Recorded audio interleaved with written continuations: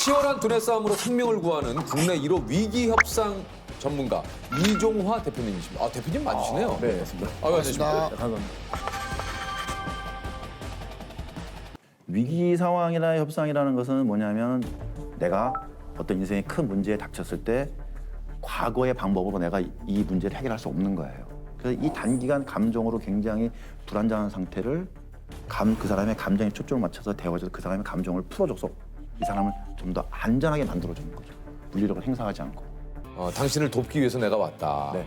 이게 좀 굉장히 좀 상징적인 대사라고. 그렇죠. 보통은 이제 그런 상황에서 경찰이 출동하면 어떻게 이제 무력으로 이걸 진압을 하고 이제 구출할까 이렇게 생각하는데 협상관만은 역할이 바뀌는 거죠. 나는 당신을 체포하러 온 사람이 아니라 왜 이런 고민을 하고 왜 이런 일을 벌였을까를 들어주고 도와줄 사람이야. 대부분 사실 우리가 인질 사건이 생각하면 뭐 흉악 무도한 사람이 할 것 같지만 거의 대부분이 사실 감정 문제 때문에 인질 상황이 벌어지거든요. 그래서 우리가 물리력을 행사하기 전에 최대한 감정 문제에 초점을 맞춰서 한번 얘기해보고 그것이 감정 문제가 풀리면 자연스럽게 이게 평화롭게 해결되지 않을까. 그거를 이제 제가 가르쳐주고 실제로 현장에서 적용해 보니까 굉장히 효과가 높다 이렇게 판단이 된 거죠. 이 위기 협상은 가장 큰 특징이 뭐냐면 사건이 진행 중이고 피해자가 현재 살아 있어요. 그래서 경찰이 어떻게 여기에서 대응하느냐에 따라서 피해자의 피해 정도가 결정이 돼요.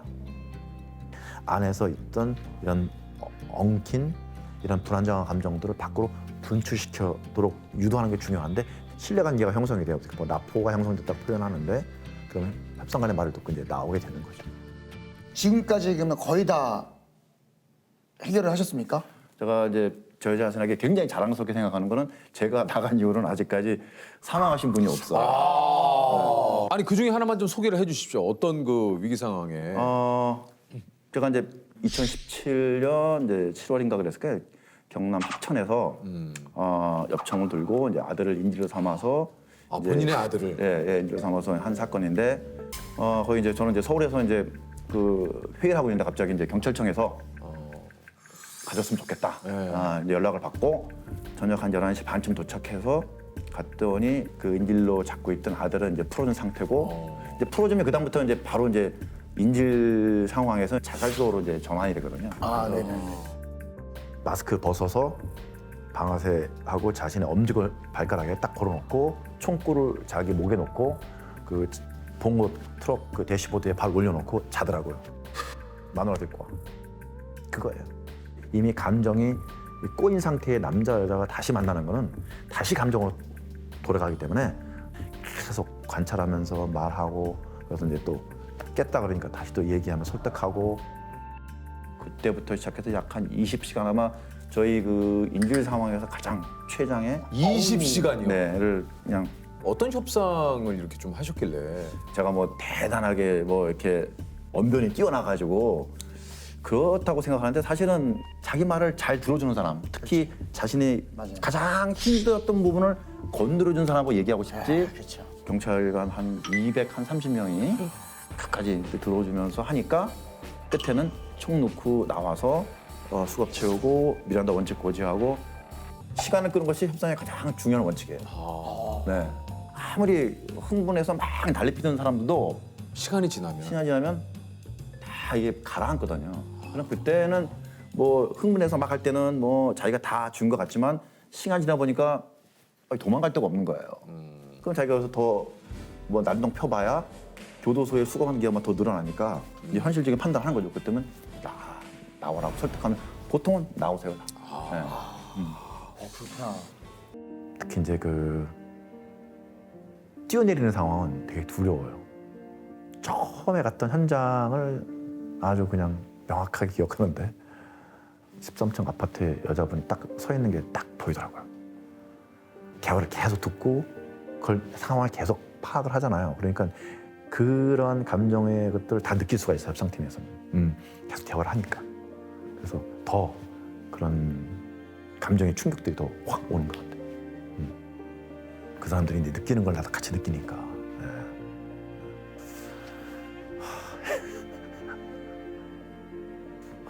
왜 눈물 날까? 눈물 잘 안 흘리는데 왜 눈물 날지 모르겠네. 근데 많이 힘들었는데 사줘서 고맙다. 그런 말 아니죠. 위기 상황의 협상에 절대 해서는 안 될 또 금기어들이 있다고 그래요. 뭡니까? 진정하세요. 아, 화가 나면 막 하지 네, 마. 그 진정하세요. 맞아, 진짜. 그죠. 진짜 화가 나 했는데, 야, 진정해 하면은, 진정해? 하면서 더 올라가. 맞아요. 아 그래요? 뭔데 진정하라는 거야? 뭐 이렇게. 진정하세요는 사실 저는 이제 뭐냐면 감정을 인정해 주라는 거예요. 선생님 많이 화가 나 보이시네요. 그렇지. 바꿔주는 거예요. 그렇지, 그러면 이제 그렇지. 내가 막 화가 나는데 상대방이 내가 화가 난 걸 알아. 네. 그럼 내가 더 이상 화를 낼 필요가 없죠. 없잖아요. 그렇죠. 그래서 진정하세요. 이해합니다. 나오세요가 저의 이해합니다도 안 돼요? 뭘 이해해? 내가 입장 대봤어? 뭘 이해해?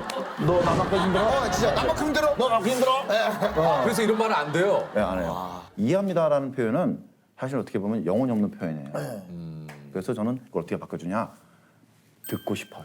아, 진짜? 위기자가 이 사람이 정말 나의 감정과 고민을 이해하려고 하는구나라는 것을 대화를 통해서 메시지로 전달받아야지 이해합니다. 이해합니다라고 하면 이거 영혼 없는 말처럼 들려요. 우리가 평소 대화할 때도 좀 그런 것 같아요. 이렇게. 그렇죠. 이해해. 네 말은 충분히 이해하는데 근데 늘상 그러잖아요. 그런 이게 뭐 해요. 거의 그 같이 따라오는 수거처럼 네, 맞아요. 이해한다니까. 근데 맞아. 예. 그렇죠. 그러면 싸움이죠. 그 싸움이지. 근데 바꿔서 그냥 너 무슨 일 있었구나. 내가 네가 왜 그런지 듣고 싶어. 그래. 그렇게 하면 이건 다르지. 얘기하고 싶어. 저는 듣고 싶어. 그래서 마지막으로 이제 나오세요라는 건 뭐냐면 해결책만 보여주는 것처럼 느껴져요. 그 위기자 입장에서는 그렇죠, 그렇죠. 나의 감정이나 고민 따위는 관심 없구나. 해결만 하려고 하는구나. 그렇지. 네가 바라는 건 내가 나오는 것뿐이구나. 그렇죠. 그래서 저는 바꿔. 무슨 일이 있었어요? 라고 바꿔주는 거예요. 맞아요. 이거 듣고 보니까 이게 진짜 대화의 기술인 것 같아요. 네, 맞습니다. 네네네. 듣고 싶어요. 무슨 얘기인지. 음. 이거 진짜 얼마나 얘기하고 싶겠어요. 그렇죠. 사랑해 빨리 죄를 알자. 진짜로 저한테 그런 얘기들을 많이 하세요. 교통사고처럼 일어난 일이고 이거 내가 컨트롤할 수 있는 일이 아니고 사랑이 죄는 아니지 않냐. 네, 안녕하세요. 최윤아 변호사고 저는 이혼 사건을 올해로 9년 차, 이제 내년이면 10년에 접어듭니다. 아니 근데 28의 그 이혼 전문 변호사를 이렇게 뭐 하신 이유가 좀 있어요? 저는 그 이혼 사건이 너무 재밌는 거예요, 저한테.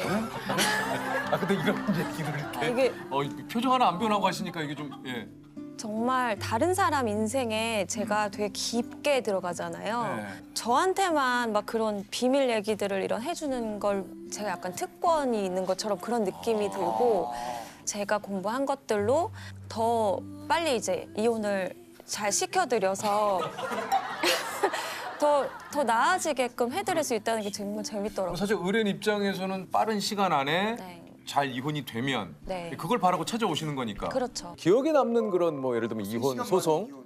예. 최단 기간 말씀하셔가지고 얘기를 해보자면 이제 결혼식장에서 이제 신부 입장하기 전에 이제 신부 대기실에 이렇게 계셨는데 근데요? 어떤 분이 오셔서 쪽지를 주신 거예요. 여자분이. 그래서 봤더니 내가 네 남편 지금 신랑이랑 어제까지 같이 있었고 계속 이제 양다리를 걸쳐 오다가 이제 결혼식장을 오늘 들어간다고 나한테 얘기해서 너무 화가 나서 얘기한다.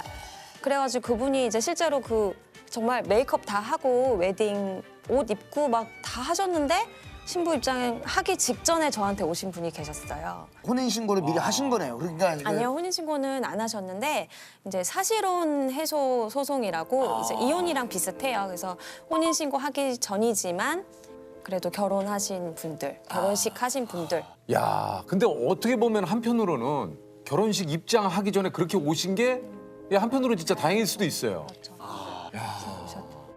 그러니까 많은 분들이 이제 뭐 막장이다 이렇게 말씀을 하시는 그런 뭐 사건들인데 저는 사실은 매일 보는 일이니까 그래서 예를 들면은 뭐 이제 안에 그 이제 화장대 안에서 임대차 계약서를 발견을 한 거예요. 임대차 계약서. 네. 근데 나랑 뭐 집을 얻은 적도 없고 한데 이제 임대차 계약서에 와이프 이름이 써 있는 거죠. 그래서 블랙박스를 확인을 해봤더니 바로 아파트 같은 이제 옆동에 내연남을 두고 이제 양쪽에서 두 집 살림을 하신 거죠. 예. 뭐 그런 분들도 계시고 야, 대단하다. 때로는 이거 내 일 못하겠다 막 이런 생각 드실 때는 없으세요? 뭐 변호사 1, 2년 차에는 조금 그랬는데 이게 이제 계속 듣다 보니까 굉장히 자주 일어나는 일이더라고요. 네, 그러니까 사람들이 그게 더 모를 놀랍네. 뿐이지 사실은 외도로 고통받는 분들이 정말 많으시다 보니까 오히려 저는 세상 사람들이 이걸 많이 아셨으면 좋겠어요. 이 특별한 일이 아니라는 것을 알고 더 조심했으면 좋겠어요. 확실히 조금 느낌이 와요. 왜요? 잘못에 대한 감각이 없으세요. 왜 그 드라마에서 보면 사랑에 빠진 게 죄는 아니라고 하시잖아요. 사랑에 빠진 게 죄는 아니잖아. 좋은데. 네. 네, 근데 저는 그 대사 딱 들었을 때 정말 잘 썼다. 진짜로 저한테 그런 얘기를 많이 하세요. 뭐라고요? 교통사고처럼 일어난 일이고 이거 내가 컨트롤할 수 있는 일이 아니고 이런 일이 벌어졌는데 나보고 어쩌라는 거냐. 사랑이 죄는 아니지 않냐. 혹시 그 좀 이혼하러 오시는 분들이 좀 많이 하는 질문들이 좀 있습니까?